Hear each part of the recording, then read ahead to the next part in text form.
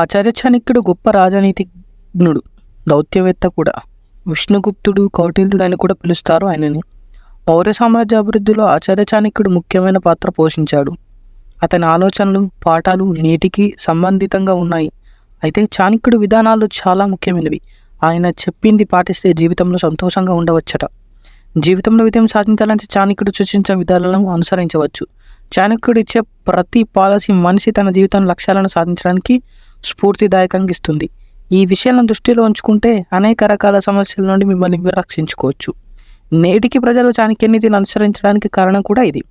ఆచార్య చాణక్యుడు తను నీతిశాస్త్రంలో జీవితంలో సంతోషంగా ఉండాలని వ్యక్తుల గురించి మాట్లాడు. ఈ వ్యక్తులు ఎల్లప్పుడూ దుఃఖంలో ఉంటారు. వీరు చాణక్య నీతి ప్రకారం ఎప్పుడు చింతిస్తూ విచారంగా ఉండేవారు. వారు జీవితంలో ఎప్పటికీ పురోగతిని సాధించలేరట.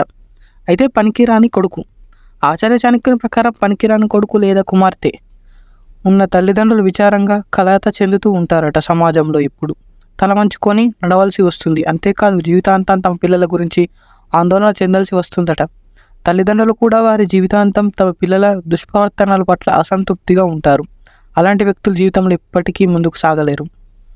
అప్పులు ఉన్నవారు. ఆచార్య చాణక్యుడి విధానాల ప్రకారం అప్పులు ఉన్నవారు ఎప్పుడు అశాంతితో ఉంటారు. వారి కుటుంబ సభ్యులు కూడా ఎప్పుడు సంతోషంగానే ఉండరు. అప్పులు తీర్చడానికి జీవితాంతం గడుపుతూనే ఉంటారు.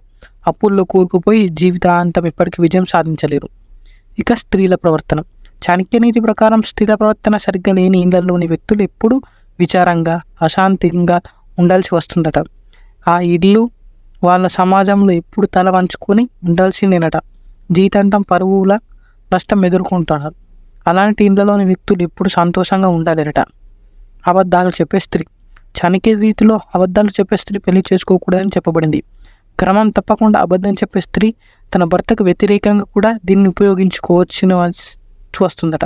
అలాంటి మహిళలు కుటుంబాన్ని విచ్ఛిన్నం చేయడానికి కూడా ధైర్యం చేస్తారని చాణక్యుడు చెప్పాడు. పురుషులు అలాంటి స్త్రీని ఎన్నటికీ వివాహం చేసుకోకూడదట. ఇక నమ్మక ద్రోహం చేసే వ్యక్తి. తన కుటుంబానికి ద్రోహం చేసే స్త్రీని ఎప్పుడు నమ్మకూడదు. ఆమె తన భర్తకు కూడా నమ్మక ద్రోహం చేయవచ్చు. నమ్మక ద్రోహిని పెళ్లి చేసుకుందామని చాణక్యుడు సలహా ఇస్తాడు. అలాంటి స్త్రీ వివాహం చేసుకుంటే భవిష్యత్తులో ఆమె భర్తను మోసం చేస్తుంది, మీ వివాహాన్ని నాశనం చేస్తుంది. చాణక్య నీతిలో ఆచార్య చాణక్యుడు వివరించారు.